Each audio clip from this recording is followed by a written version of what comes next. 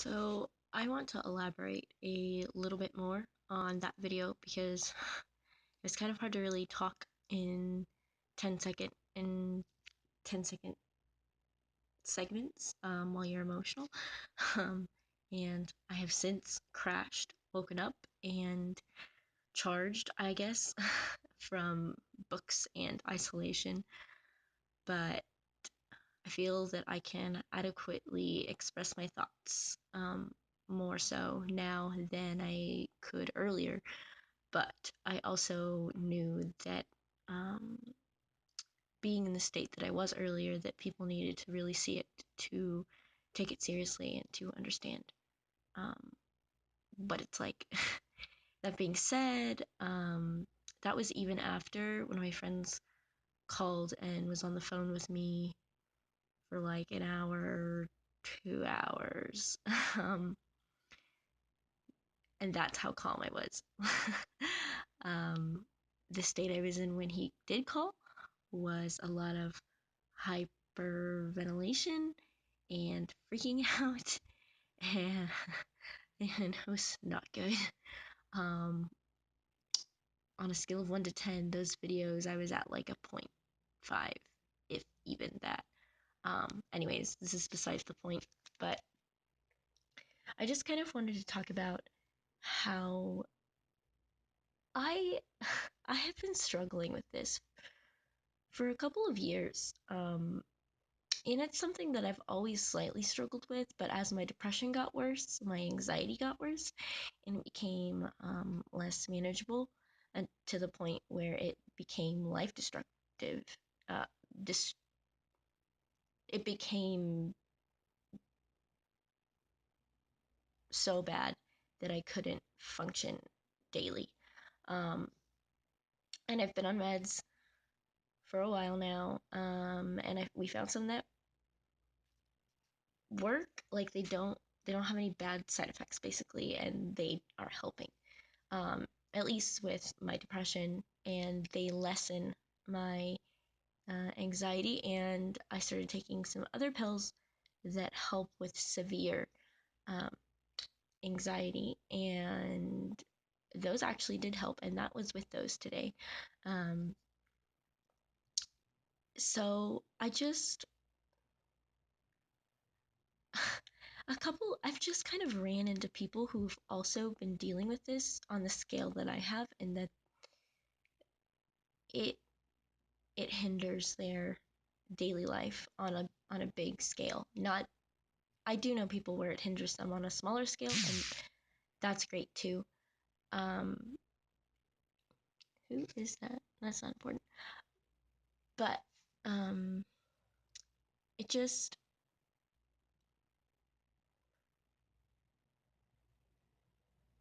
it's it's like shameful. It's like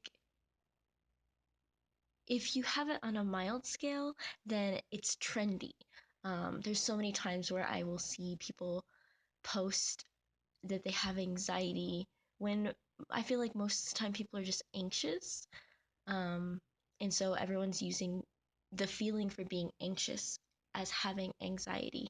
And I'm not really getting mad at those people too much because, I mean, you don't know, you don't, people, we aren't showing you the side I just portrayed, and that's on a small scale. And if we're not showing you that, we're all showing to be normal, then you're probably thinking that what you're experiencing is a lot of anxiety. Um, and some people have to take anxiety meds, and it muffles it all out because your anxiety is really bad, but it's not crazy unmanageably and manageably bad. Um, but I've just kind of run across people lately that have it hindering their life as well, and we all just kind of feel like shameful excuses for adults. And we come from families and small towns where no one really gets that. It's like I don't wanna put it in the same category as like I don't even know what's shameful. I'm too liberal for us to find anything shameful. But like,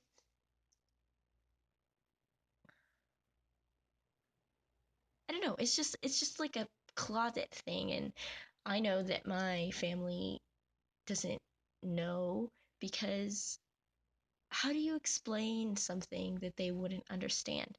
And so you just kind of hide it in front of them, and you hide it in front of your friends, and you hide it in front of everyone. And if you find a couple of friends that you don't want to hide it for, they usually, and they're trying to be nice. They're trying to strengthen me, I think, but they're always like, "Oh, you're fine. You look fine." But like, you don't know me at all.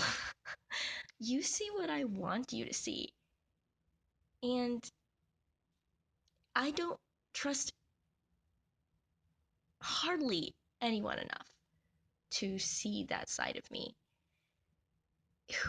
Who would? I mean, and the people who have seen that side of me, it wasn't a choice. It was just kind of like I literally lost my shit in front of you, and that was way back before I was on meds, and it kind of just occasionally spilled out on accident. And even that, it was once, and it was at a party, and everyone there was just kind of ignored it. Like, no one talked about it, and no one talks about this. And I think that is what I'm most upset about, is that we feel so ashamed for not being able to do these basic human things. So we all hide it, and then we're all internally struggling by ourselves. And what I've found lately is that just finding someone who's dealing with the same stuff you are is like the best thing in the world for me personally. Like, I feel a lot stronger, and that's why I was able to at least put that on my Snapchat, because I feel like people need to hear this. They need to see this. They need to realize the battle that we're fighting every day to go out and get groceries, to make a phone call to the doctor, to do really anything. And it's our daily struggle, because that's so much of what the world is and what we have to do. And that's the most terrifying thing in the world. You wake up every day. So people whose greatest fears are like spiders or death or like legitimately scary things, how often do you encounter what you're most scared of in your daily life? I mean, how much? We as humans, in order to function, have to wake up every day and fight that dragon. And some days we win, and some days we tame it, and some days we slay that dragon. But tomorrow, there's gonna be a new one. And if you didn't slay the one the day before, sometimes there's two the next day. Sometimes you wake up and it's not a good day, but there's no dragons. And that's the greatest feeling. But we literally, the people who struggle with this and have opened up to me about it and their struggles, I feel like are such brave individuals, and they need a voice. And I don't think I'm the best voice, because I'm not really good at eloquently putting what we're going through into words, and I'm a little rambly. But I do feel like, because of our anxiety, we don't share it. And because I have encountered so many people that are like fighting this alone, um, it has given me more confidence to put it out there, for people who don't understand to see, because that's who it's for. It's not for, I mean, it is also for other people who are struggling to know that you're not alone. But for me personally, it was for all the people who just make me worse, because you just don't understand, and you're judgmental, and you are constantly putting passive aggressive things in your Facebook posts about me not having a job. You know who I'm talking about. Like, I see that stuff, okay? And I know my brain is already telling me what you're telling me. You don't have to freaking say it to my face. I say it to me all day, every day. And I say it while I'm breaking down. And that's actually when it's the worst, is because you've not crying during this video. I made a promise.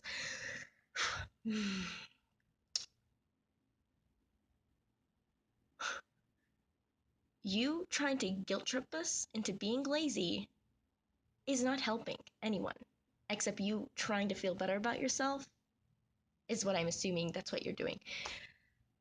But you don't see what we're struggling with, okay? I can literally call someone on the phone while I'm breaking down. And then as soon as they answer the phone, it's like triggered somewhere inside of me that they can't see this. And so my voice sounds perfectly fine. Perfectly fine.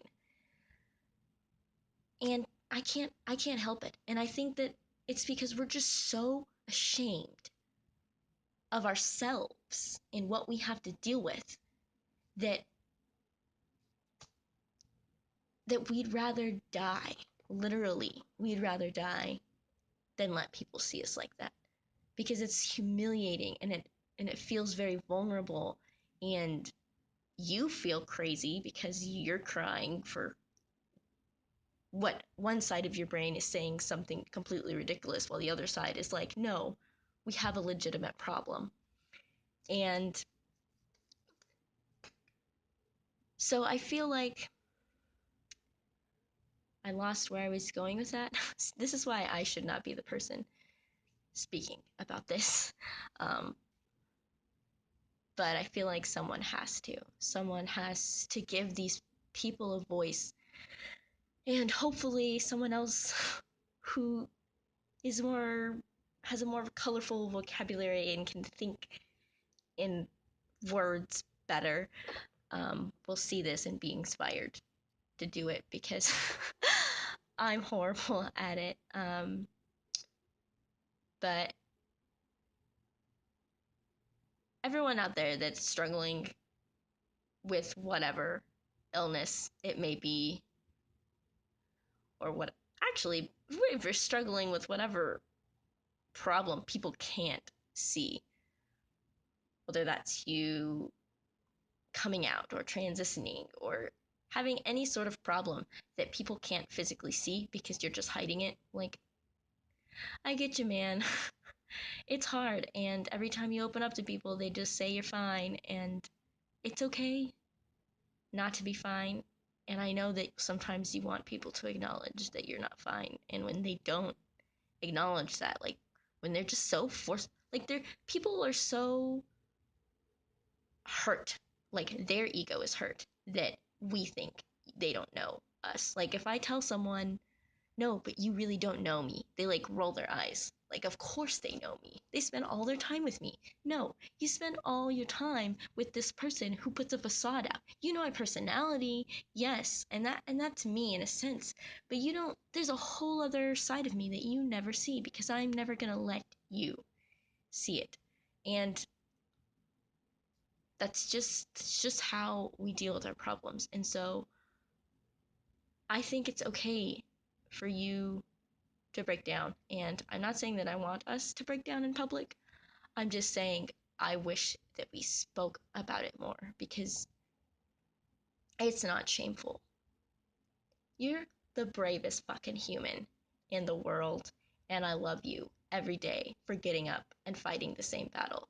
And fighting for what seems like an endless, useless battle. Like, I feel like I'm fighting this, like, whatever ancient legend dragon, and I'm like not even a level 1 D&D character. I'm like a commoner. I have no weapons or armor, like, and I'm just kind of like, all right, oh, I gotta take this guy on. I can do this. And then you just fail, and you fail, and you fail, and you fail, and occasionally you win somehow, but most of the time you fail. And I think that that is crazy brave for you to get up every day and still try to defeat that dragon against all odds.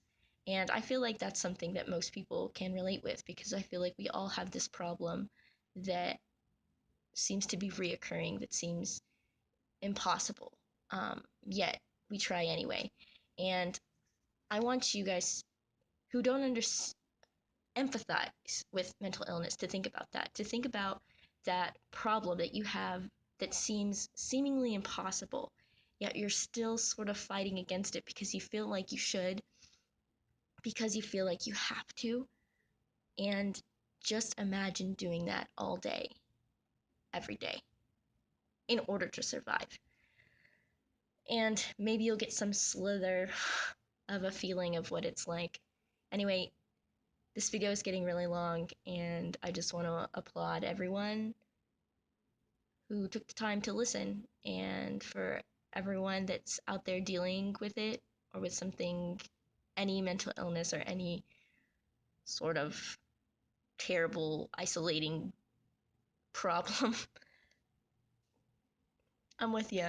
You literally, I won't message you first for obvious reasons, and I may ignore messages every couple of days because it's just a bad day and I can't respond. But if you're feeling like this, you can reach out to me. I'm not as good as small talk, but deep conversations, I gotcha. So if you just like send me a text or a Facebook message that is like, hey man, I totally get what you are feeling, or hey, I came out to my grandma and she's like super upset. I don't know what to do. Like I just need someone to talk to. Like I'm your person. I can do deep conversations. Those don't bother me. um small talk's bad. So I would say just be like, hey Gina, I saw your video. I was really moved. And then just kind of like go into it. If you like start with small talk, I probably won't message you back. Just fair warning. Um, but yeah, I'm there night and day. I mean, I sleep a lot, but I also don't sleep at all. If that if that makes any sense. Um, so just let me know, guys. I love you, and keep fighting those dragons. Bah, I can't turn it up.